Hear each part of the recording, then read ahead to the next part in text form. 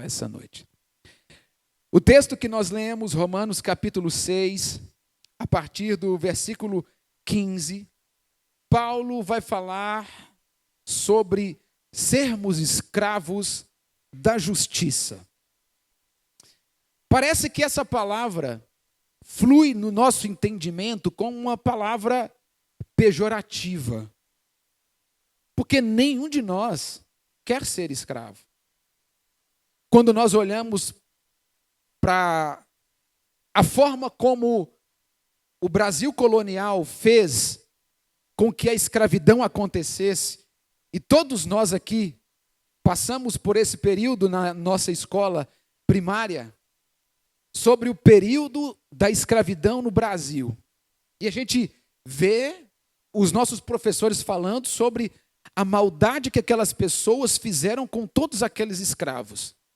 Porque se dava da seguinte maneira: os portugueses chegavam, precisaram de mão de obra, e aí eles entravam em navios negreiros e partiam para a região do continente africano, e lá eles invadiam dezenas ou até mesmo centenas de aldeias daquelas pessoas, dos africanos, e eles traziam à força homens que pudessem trabalhar na lavoura. E foi assim que o Brasil cresceu até acontecer a abolição da escravatura. Só que quando nós olhamos para isso, nós vemos a escravidão como um termo pejorativo para nós, porque nenhum de nós queremos ser escravo. Ninguém quer ser escravo. Porque o entendimento que nós temos da escravidão é uma pessoa sendo pegada à força, é uma pessoa saindo da sua pátria à força, é uma pessoa sendo maltratada para trabalhar, de graça, completamente de graça, para senhores maus, para senhores que fazem xingamentos, para pessoas que batem, para pessoas que quando o escravo desobedece, ele bate, ele coloca num tronco, ele fica completamente nu e tem as suas costas dilaceradas com aqueles chicotes que as pessoas batiam nos escravos aqui no Brasil antigamente. É por esse motivo que nós tratamos esse termo escravo de forma pejorativa, como um termo que nós nem às vezes queremos falar, como um assunto que às vezes nós nem queremos tratar, porque ninguém quer ser escravo. Só que quando nós olhamos para a palavra de Deus, quando nós olhamos para a Bíblia, nós vemos a palavra tratando esse assunto de uma forma completamente diferente e talvez de uma forma que nós não entendemos até aqui. Uma maneira que nós não compreendemos até aqui. Antes de falar sobre sermos servos de Cristo, eu queria falar com vocês sobre o senhorio de Cristo. Eu estou falando sobre prioridade. Quando as prioridades de Cristo se tornam as minhas prioridades. Todos nós sabemos que Jesus Cristo é Senhor. Todos nós entendemos que Jesus é Senhor. Até porque todos nós aceitamos a Jesus e todos nós desenvolvemos o entendimento de que Jesus não é só o nosso Salvador. Afinal de contas, pensa comigo, seria muito bom se Jesus fosse apenas o nosso Salvador, não seria? Porque o Salvador salva e você pode continuar vivendo da maneira que você quer viver. Porque o Salvador salva e você pode continuar fazendo tudo que você quer fazer na sua vida. Então, para isso, nós precisamos entender um pouco sobre o senhorio de Cristo.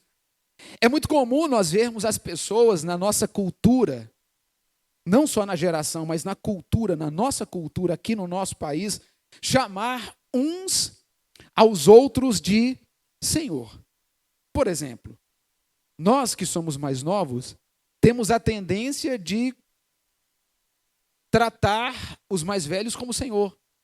Por exemplo, quando eu vou cumprimentar o pastor Jorge, com os seus cabelos brancos e toda a experiência que ele carrega, eu sempre digo: pastor Jorge, a paz do Senhor, como o Senhor está. Então é muito comum para nós tratarmos as pessoas com essa palavra, como Senhor. É mais ou menos como um funcionário tratando seu patrão. Todo dia, o funcionário dá bom dia para o patrão e diz: bom dia, patrão, como o senhor está? É como um filho tratando um pai: oi, pai, bênção, como o senhor está? Afinal de contas, nós que crescemos, né?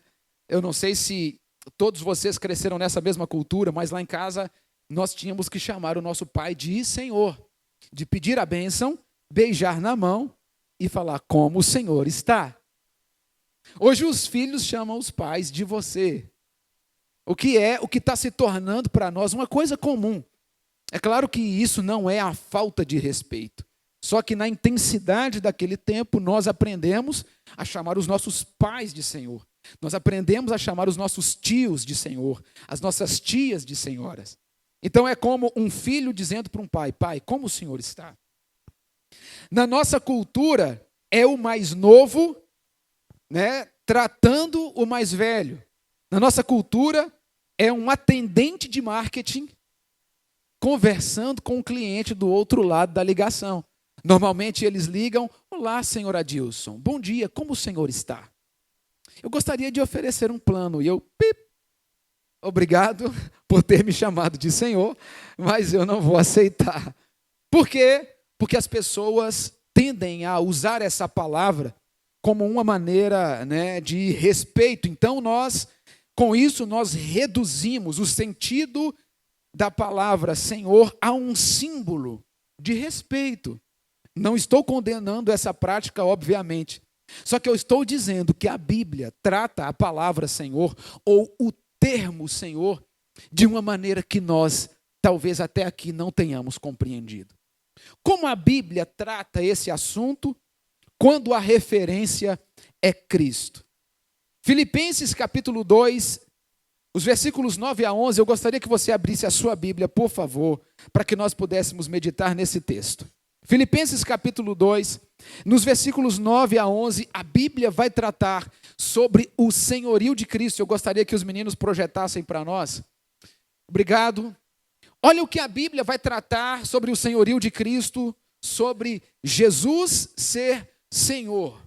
E aqui entra um contraste gigante sobre o que a Bíblia fala sobre o senhorio de Cristo e sobre como nós tratamos uns aos outros como Senhor. Por isso, Deus o exaltou à mais alta posição e lhe deu o nome que está acima de todo nome. Versículo 10. Para que ao nome de Jesus todo joelho se dobre, nos céus, na terra e debaixo da terra. Toda língua confesse que Jesus Cristo é para a glória de Deus Pai. Na mentalidade bíblica antiga, principalmente, uma pessoa se tornava senhor, ou no grego, Kyrios, por dois caminhos. Existiam dois caminhos na mentalidade bíblica para que uma pessoa se tornasse senhor. A primeira era a criação e a segunda era a conquista. Na criação, nós percebemos em Colossenses, no capítulo 1, versículo 16, que nele foram criadas todas as coisas. E o apóstolo Paulo, em Colossenses, capítulo 1, versículo 16, está falando justamente sobre Jesus. E ele diz: pois nele foram criadas todas as coisas, nos céus e na terra. Tudo foi criado por ele e para ele. Então, quando nós olhamos para Jesus e nós vemos Jesus como Senhor, não é meramente porque Jesus quis ser Senhor, mas por esses dois métodos, esses dois termos, que é a criação e a conquista, Jesus é Senhor. Por que Jesus é Senhor através da criação? Porque todas as coisas foram criadas por ele. Quando nós vamos para João, no capítulo 1, a partir do versículo 1, a Bíblia diz, João está tratando sobre Jesus, a Bíblia diz que todas as coisas foram feitas por ele, e feito é criado. Todas as coisas foram feitas por ele, e ele diz, sem ele, nada do que foi feito se fez. Então, como Jesus é criador, ele tem o direito de ser Senhor. O segundo método é a conquista. Quando alguém na antiga aliança, na Bíblia, de forma direta, conquistava alguma coisa, essa pessoa se tornava senhor daquilo, seja de posses ou seja de pessoas. Quando nós vamos para Colossenses, no capítulo 2, versículo 15, eu gostaria que projetasse aqui para nós, por favor. Nós estávamos presos em uma fortaleza, a fortaleza do pecado. Jesus invadiu essa fortaleza, Jesus invadiu esse território do nosso inimigo e nos conquistou. Colossenses 2,15, olha o que a Bíblia diz. E, depois de ter despojado os poderes, estou falando de fortaleza, e estou falando sobre Jesus ter nos conquistado. Nós estávamos presos numa fortaleza, que era a fortaleza do pecado. Jesus invadiu a fortaleza e nos conquistou. E depois de ter despojado os poderes e as autoridades, Jesus humilhou-os publicamente quando triunfou sobre eles na cruz. Então Jesus invade a fortaleza do pecado.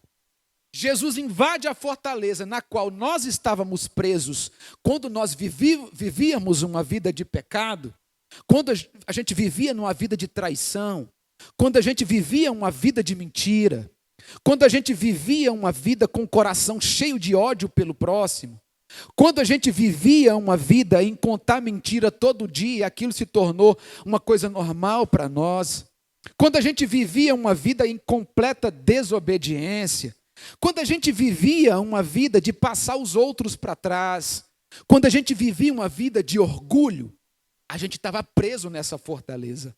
O que Jesus fez? Invadiu a fortaleza do pecado, despojou todos os poderes e autoridades, humilhou esses poderes e essas autoridades publicamente e triunfou sobre eles na cruz e nos libertou. Quando nós pensamos nisso, nós realmente entendemos. Então Jesus é Senhor. Só que Senhor, esse Kyrios no grego que a gente está falando, não é como o Senhor está. Senhor aqui significa literalmente dono, possuidor, amo. Então, quando a Bíblia diz que Jesus é Senhor, a Bíblia está claramente dizendo: Jesus é dono. Diga comigo, Jesus é dono. Diga comigo, Jesus é amo. Diga comigo, Jesus é possuidor. Jesus é dono, amo e possuidor. Ele possui todas as coisas. Todas as coisas estão debaixo da sua autoridade, porque ele não só criou todas as coisas, ele também conquistou todas as coisas. No mundo antigo, a gente observa que não se podia servir a dois senhores. Isso era politicamente incontestável. Um servo não podia servir a duas pessoas. Isso era juridicamente impossível.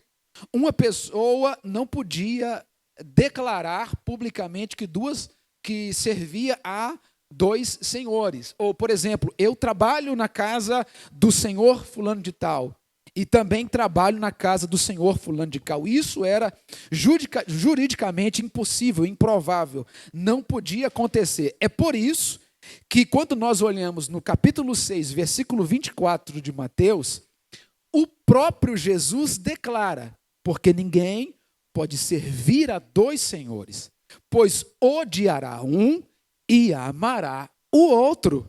Quando Jesus está declarando isso em Mateus 6, 24, ele está citando uma lei.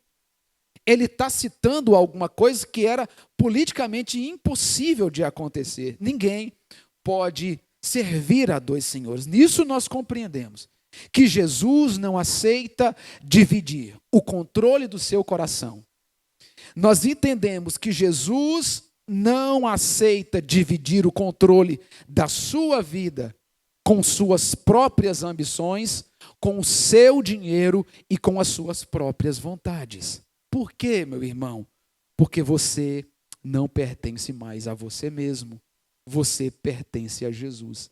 Você é propriedade exclusiva de Jesus. É interessante que quando a gente está falando sobre isso nas pregações evangelísticas, a gente não fala assim, venha aceitar Jesus como seu dono, como seu Senhor e passar a sua vida para o nome dele. Por quê?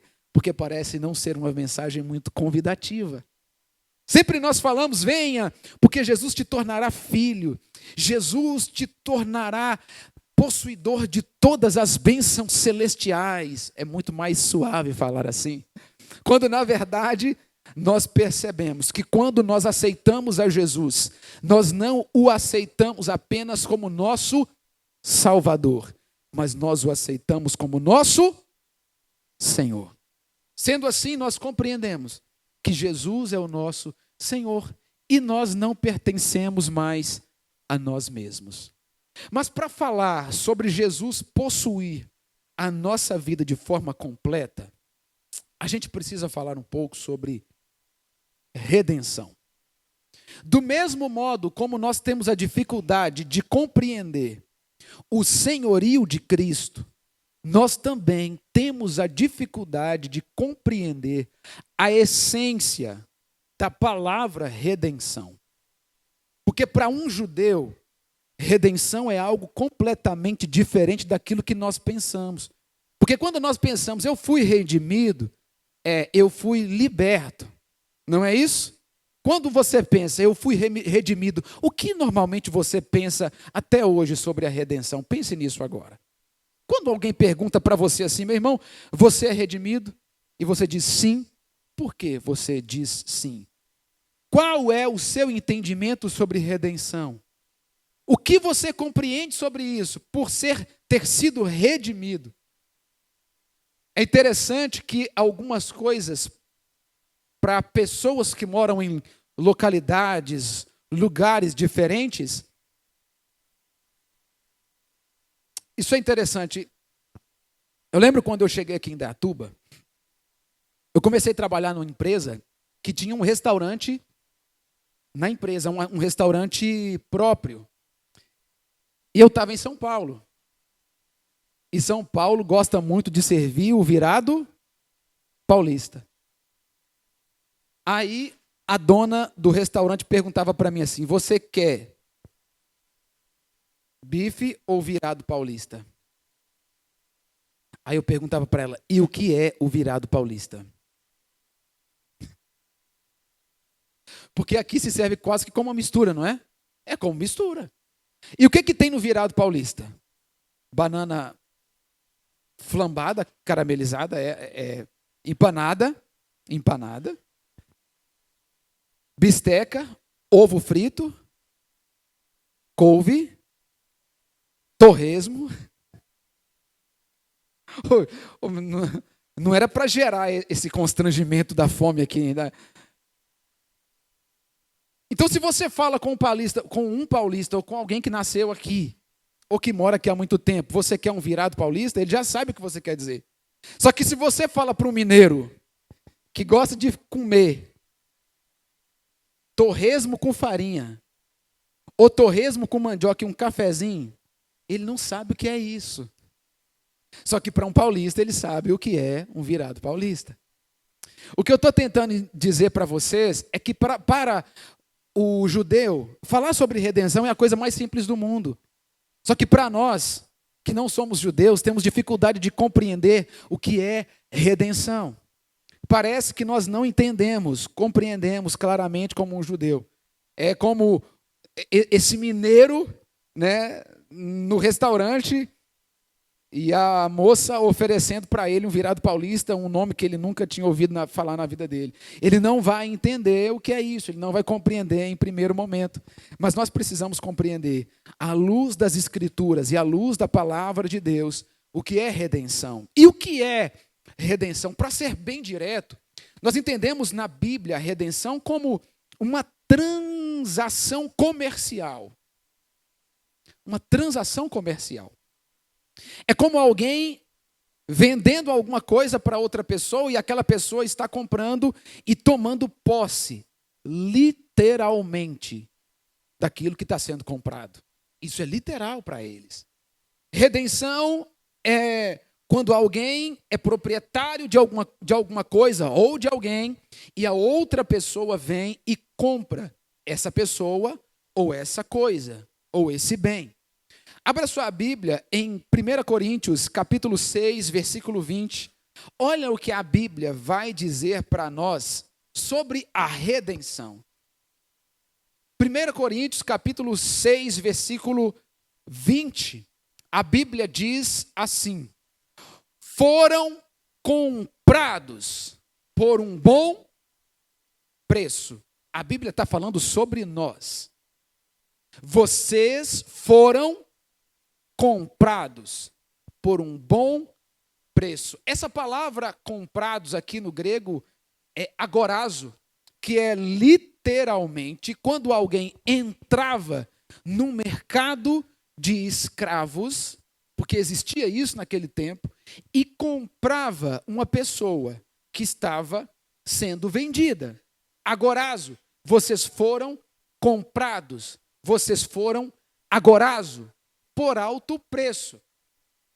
Quando nós olhamos para Gálatas, no capítulo 3, versículo 3, se você não conseguir abrir a sua Bíblia a tempo, grava, depois você procura. A Bíblia diz, Gálatas 3,13, Cristo nos resgatou da maldição da lei, tornando-se maldição em nosso lugar. Cristo nos resgatou. Lembra do mercado de escravos? Jesus entrou no mercado de escravos e nos resgatou da maldição da lei, tornando-se maldição em nosso lugar. Para um judeu, a redenção era estritamente um ato jurídico, financeiro, de compra. Isso é ser redimido. A redenção é ser comprado. É uma transação comercial de forma legítima, verdadeira, literal. Na lei era necessário um parente, goel, em grego, para resgatar uma pessoa. Funcionava da seguinte maneira. As pessoas naquele tempo compravam, vendiam. E as pessoas precisavam, como nós precisamos hoje, de dinheiro para comprar as coisas. E naquele tempo já existiam os agiotas. As pessoas que emprestavam dinheiro, a troco de juros. E funcionava da seguinte maneira: quando uma pessoa tomava um valor emprestado de alguém, seja para negociar, para investir, para comprar alguma coisa, para comprar um campo, para comprar gados, enfim, para investir em alguma coisa, e aquela pessoa que pediu o dinheiro emprestado não conseguisse devolver a tempo com os juros e com as correções, aquela pessoa que emprestou o dinheiro tinha o direito de receber como pagamento bens, terras, propriedade e até mesmo a própria pessoa que tinha pedido emprestado e não tinha conseguido pagar. Você percebe isso na viúva de Elias. Ela não tinha o que comer e o seu filho também não. Naquele tempo, as pessoas, quando não conseguiam pagar com o dinheiro, pagavam com bens. Quando os bens não eram suficientes, elas pagavam com terras. Quando as terras não eram suficientes, elas pagavam com o seu próprio corpo. Isso está escrito em Levítico a partir do capítulo 25. 25, mais precisamente, versículos 47 ao versículo 52. E como se dava o resgate dessa pessoa? Supondo que eu fui lá, peguei um valor emprestado do Anderson, e o Anderson falou assim, chegou o tempo de pagar, e eu disse para ele, eu não tenho dinheiro para pagar. Ele disse, então pague com os bens. E eu pegava os meus bens e paguei o Anderson. Mas os meus bens não foram suficientes. E aí eu pegava um terreno que eu tinha e passava para o nome do Anderson. Só que o terreno também não foi suficiente. Eu, de forma voluntária, chegava ao Anderson e dizia, não tenho mais dinheiro, não tenho mais bens, não tenho mais terreno, não tenho mais propriedade. Tudo que eu tenho é a minha mão de obra. Então eu estou, a partir de hoje, sendo passado para o seu nome. O Senhor se torna o meu proprietário. Era assim que acontecia naquele tempo. Levítico capítulo 25, a partir do versículo 47, você pode ler em casa. Nós vemos isso como uma lei definida por Moisés, quando o povo ainda estava no deserto. Então alguém se tornava propriedade de outra pessoa. Mas como se dava o resgate? O resgate se dava através de um parente próximo. Uma pessoa que fazia parte da família olhava para aquela pessoa que estava sendo escravizada, que estava tendo seu nome passado para o proprietário, e ela dizia: eu vou resgatar. Apenas um parente próximo podia resgatar aquela pessoa, ou no ano do jubileu, que acontecia a cada 50 anos, o que não era conveniente para muitas pessoas, porque o tempo passava, e uma pessoa que estava se tornando escrava ou propriedade de alguém no início do jubileu, passava 50 anos, obviamente que 50 anos depois, nem fazia sentido ela ser mais liberta, porque ela já estava muito velha, a idade já tinha avançado. Então, qual era o segundo método? O segundo método era o resgatador. Um parente próximo resgatava essa pessoa. Como se dava o resgate? Aqui nós precisamos entrar no contexto de Ruth e Boaz. Lembra? Boaz foi resgatador. Ruth e Noemi estavam escravas praticamente da fome. Elas tinham ido para uma terra desconhecida. Elas tinham ido para uma terra que não era a delas. Lá o marido de Noemi morreu. Os 2 filhos de Noemi se casam, um com Ruth e outro com Ofra. A Bíblia diz que depois que os meninos morreram, ficaram só Noemi, Ruth e Ofra. E a Bíblia diz que Noemi diz para elas: eu vou voltar para minha terra, vocês precisam voltar para a casa dos seus pais, porque eu não vou gerar mais filhos para que vocês se casem com eles. E eu não tenho como manter vocês. Ofra pega suas coisas e volta para sua terra, a terra de Moabe. Só que aí tem aquele texto sensacional, maravilhoso, que nós sempre citamos, que Ruth olha para Noemi e diz assim: olha, onde você for, eu irei, e o seu povo será o meu povo, o seu Deus será o meu Deus. Elas pegam aquilo que lhes sobraram e volta para a sua terra, e volta para a sua casa. Chegando lá, Ruth conhece Boaz. Quando ela volta do campo e diz para Noemi que conheceu Boaz, Noemi diz: você encontrou um homem que pode ser o nosso resgatador, porque ele é o nosso parente próximo. Então acontece toda aquela cena de que Ruth deita aos pés de Boaz e ele diz: se você quer ser resgatada, eu vou te resgatar, mas tem outra pessoa que pode te resgatar, porque ele é mais próximo que eu. A Bíblia diz, no capítulo 4 do livro de Ruth, que eles vão até a porta da cidade. Eles se apresentam para o provável resgatador e diz para ele: olha, essa mulher me procurou, ela é minha parente, só que ela também é sua parente. O senhor é um parente mais próximo do que eu. E pela lei o senhor tem o direito de resgatá-la ou de comprá-la antes de mim. O senhor aceita? Aceito. Aceita os bens dela? Aceito. Mas tem que casar com ela? Não, nesse caso eu prefiro não aceitar. O senhor fica com dinheiro, com direito. A Bíblia diz que Boaz declarou aos anciãos, capítulo 4, versículos 9 e 10 do livro de Ruth. Então Boaz declarou aos anciãos e a todo o povo: vocês hoje são testemunhas de que estou comprando de Noemi tudo o que pertencia a Elimeleque, que era marido de Noemi, a Quilion e a Malom, que eram filhos. Além disso, tomei por mulher a moabita Ruth, viúva de Malom, para manter o nome do falecido sobre a sua herança. Vocês hoje são testemunhas disso. O que Boaz está fazendo? Ele simplesmente está cumprindo Levítico capítulo 25. Ele está sendo o resgatador. Só que nós podemos entender isso de uma outra perspectiva quando nós olhamos para Gênesis, no capítulo 21 e também Gênesis capítulo 27. O que está escrito nesses textos? A Bíblia diz, no capítulo 41 de Gênesis, 41 e 47, que o faraó teve um sonho, ou melhor, 2 sonhos. José, nesse tempo, já estava no Egito, já tinha sido vendido. José já estava lá. José já tinha passado pelo processo da casa de Potifar. José já tinha passado pelo processo da prisão, aliás, ele estava preso. E Faraó teve 2 sonhos. Em um deles, as vacas magras engoliam as vacas gordas. Do mesmo modo, as espigas feias, as espigas bonitas. E ninguém sabia interpretar. José veio, interpretou os sonhos de Faraó. Qual era a realidade dos sonhos? São 2 períodos de 7 anos. O primeiro período vai ser um período de muita abundância, de muita fartura, de colher muito cereal. Mas o segundo período vai ser um período devastador. Vai ter muita morte.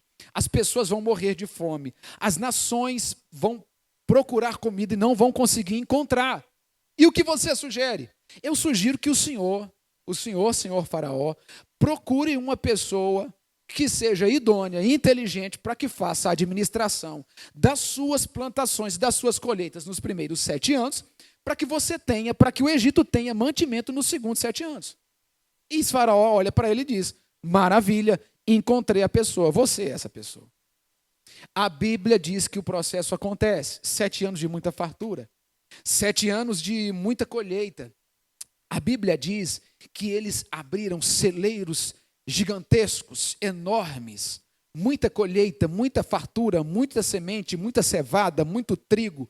E eles começaram a estocar tudo isso nos estoques do reino de Faraó. Os 7 anos de fartura acabaram, vieram os 7 anos de fome. Quando os 7 anos de fome vieram, a Bíblia diz que até as nações começaram a procurar Faraó para que ele pudesse dar para eles ou vender para eles comida.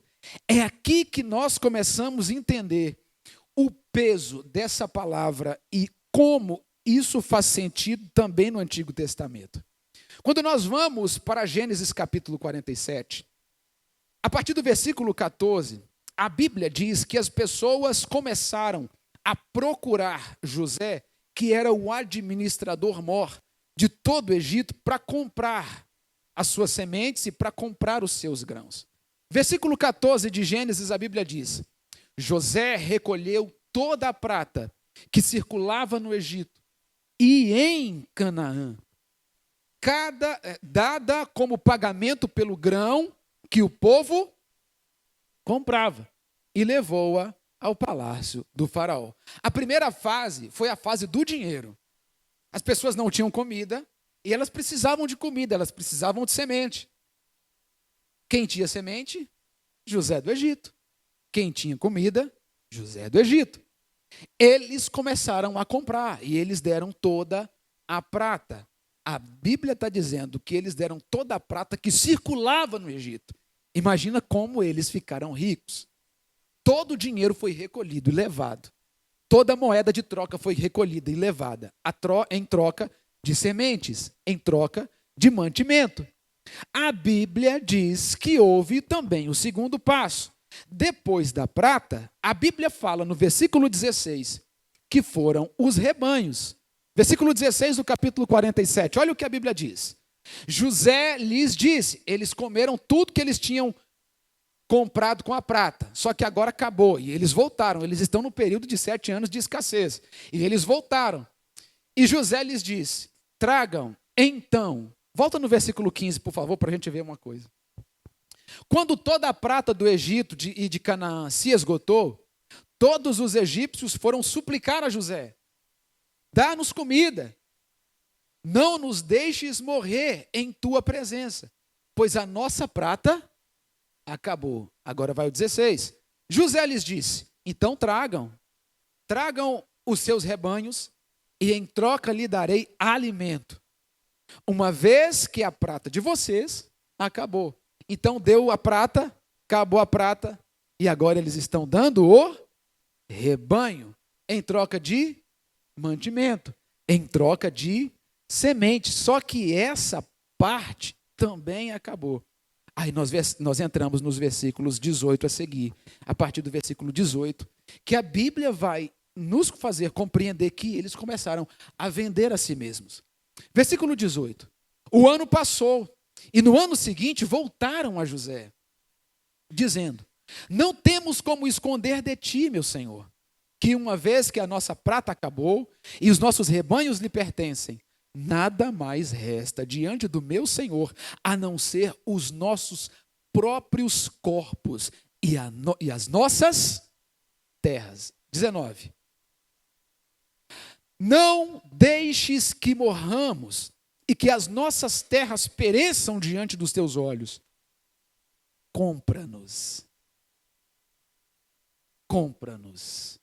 E compra as nossas terras em troca de alimento. E nós, com as nossas terras, seremos escravos de Faraó.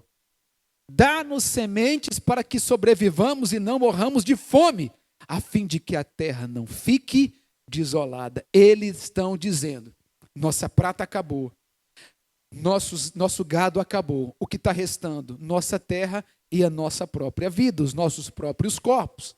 Compra a gente e nos dá semente para sobreviver, porque nós precisamos sobreviver. Não permita que pereça a nós e a nossa terra.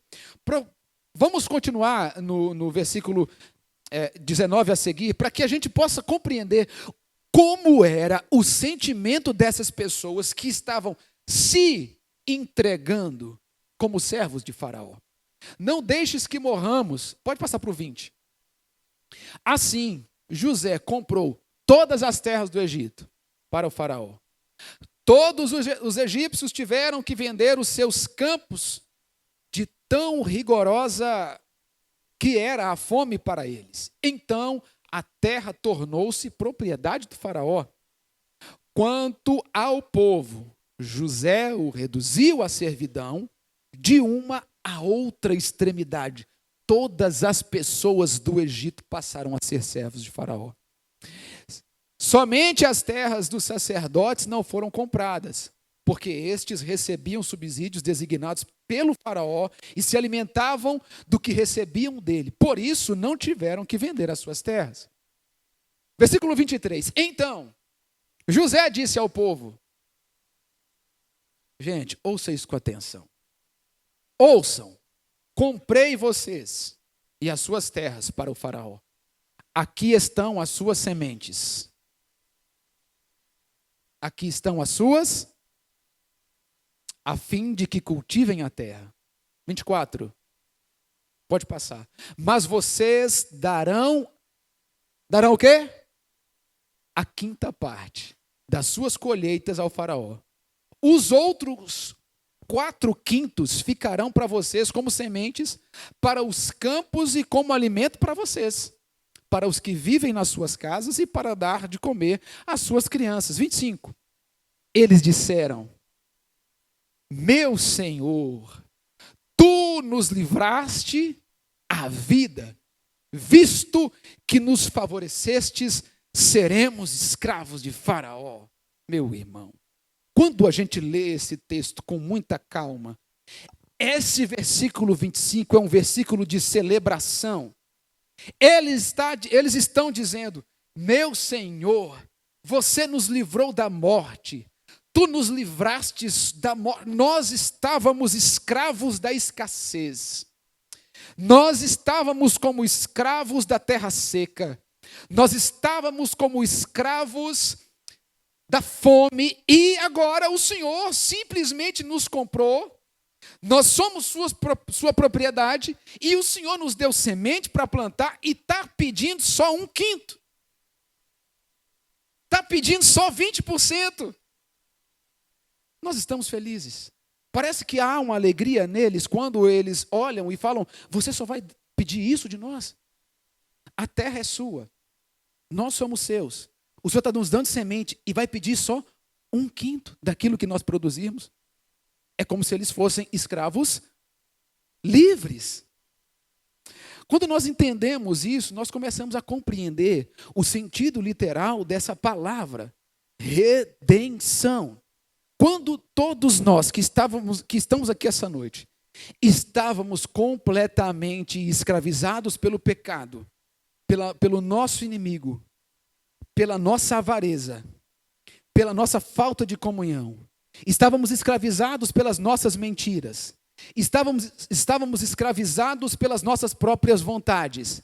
Jesus entrou no mercado que as pessoas estavam escravizando, que o pecado estava nos escravizando e nos comprou. E agora, nós somos propriedade exclusiva de Jesus. Eu disse para vocês que no tempo da antiga aliança, apenas um parente próximo podia comprar ou resgatar aquela pessoa que era escrava. Todos se lembram? Quando nós vamos para Hebreus capítulo 2, versículo 14, esse texto eu gostaria que você abrisse na sua Bíblia. Hebreus capítulo 2, versículo 14. Olha o que a Bíblia vai dizer para nós. Visto que os filhos são pessoas de carne e sangue, ele está falando de Cristo, ele também participou dessa condição. Jesus é o Cristo, é Deus. Só que para resgatar, ele tinha que se parecer com a gente. Ele tinha que se tornar um parente próximo. Jesus tinha que ser um parente próximo. Aí Hebreus está dizendo para nós, ele participou dessa condição humana, se fez igual a nós, se fez parecido com a gente. Para quê? Para que, por meio da morte, derrotasse aquele que tem o poder, isso é, o diabo. Nós estávamos presos pelo diabo. O nosso destino era a morte, o nosso pecado estava nos levando para lá. Jesus precisava ser um parente próximo, ele desceu, humilhou-se, não teve como usurpação ser igual a Deus, como diz Filipenses capítulo 2, se tornou homem, se tornou parente próximo, se fez igual a gente, para que ele pudesse nos resgatar do mercado da escravidão. E hoje nós somos... Você consegue compreender isso, meu irmão? Só que quando Jesus nos comprou, um termo foi assinado. E a partir desse momento, nós passamos a ser propriedade exclusiva de Jesus. Fique de pé comigo nessa noite. Eu quero convidar o Guinho aqui à frente, por favor, Guinho. Jesus nos olhou. Nós estávamos no mercado de escravos. No primeiro século, quando Roma invade não só Jerusalém, mas Israel, o historiador Flávio Joséfo, em um dos seus livros, em uma das suas obras, ele fala de forma clara o que acontecia quando Roma tomava posse dos judeus. Milhares, diz ele, de judeus tornaram-se posse de Roma, escravos, literalmente escravos. E ele diz, numa das suas obras, que eles traziam essas pessoas escravizadas para a praça pública, para um lugar onde elas podiam ser vistas. Eles fincavam no chão uma lança para simbolizar que aquele era o mercado de escravos. E quando eles fincavam uma lança no chão, eles amarravam as mãos e os pés daquelas pessoas que agora estavam sendo propriedade deles, propriedade dos romanos. Eles colocavam algo pendurado no seu pescoço para declarar como propriedade de Roma. E eles colocavam uma coroa de flores que demonstravam a condição daqueles escravos, daquelas pessoas. E eles precisavam ser comprados. Mas quando A Bíblia diz que Jesus nos comprou por um alto preço. A Bíblia não está dizendo que Jesus nos comprou para que nós possamos viver debaixo de uma escravidão pesada. A Bíblia está dizendo que Jesus está nos redimindo. Ele está nos resgatando de uma escravidão cruel do pecado para sermos filhos que servem, servos livres, escravos livres. O apóstolo Paulo compreende essa posição que ele tem diante de Deus, e quando ele fala aos Romanos, no capítulo 1, no versículo 1, ele declara: eu, Paulo, servo, que no grego é escravo de Cristo Jesus, nós fomos comprados por um bom preço. E o preço não foi o dinheiro, o preço foi o sangue. Jesus se tornou maldição na cruz por nós, porque está escrito: maldito todo aquele que for pendurado no madeiro. Ele decidiu ser pendurado no madeiro e se tornar maldição por nós, para que nós nos tornássemos propriedade exclusiva dele. Só que sabe o que eu tenho pensado muito nesses dias? Que nós definitivamente não compreendemos esse sentido. Porque de tudo que nós fazemos, nada ou quase nada refere-se à vontade de Deus para nós. Meu irmão, seja sincero com você mesmo e seja honesto consigo mesmo. Apesar de você ser propriedade exclusiva de Jesus, o seu tempo não é de Jesus. Apesar de você ser propriedade de Jesus, os seus filhos não são de Jesus. Apesar de você ser propriedade de Jesus, deixa eu te dizer uma coisa: o seu dinheiro não é de Jesus. As suas finanças não são de Jesus. Apesar de nós sermos propriedades de Jesus, as nossas atitudes, a nossa maneira de viver, a nossa maneira de ser filho aqui, não nos identifica como filhos de Deus, e como servos de Deus, e como escravos de Deus. Quem é o dono da nossa agenda? Nós mudamos de dono. Hoje nós não vivemos mais debaixo daquele peso da escravidão do pecado. Nós somos livres. O povo do Egito entendeu que, já que Faraó havia comprado, eles não podiam mais plantar o que queriam, nem viver como queriam. No entanto, nós, no nosso dia a dia, agimos como se fôssemos nossos próprios donos. O meu tempo é para fazer tudo para mim, tudo para o que eu quero, tudo para o meu coração, tudo para a minha satisfação, e menos para Deus. As minhas finanças são para fazer tudo que eu quero, tudo que eu preciso, tudo que eu desejo, tudo que eu almejo, tudo que eu sonho, e nada para Deus. As nossas prioridades parecem continuar sendo as nossas e não as de Deus. O nosso tempo, muitas vezes o nosso casamento, muitas vezes as nossas finanças, muitas vezes os nossos planos de futuro parecem ser só nossos e não de Deus. Feche os seus olhos, nós vamos orar essa noite.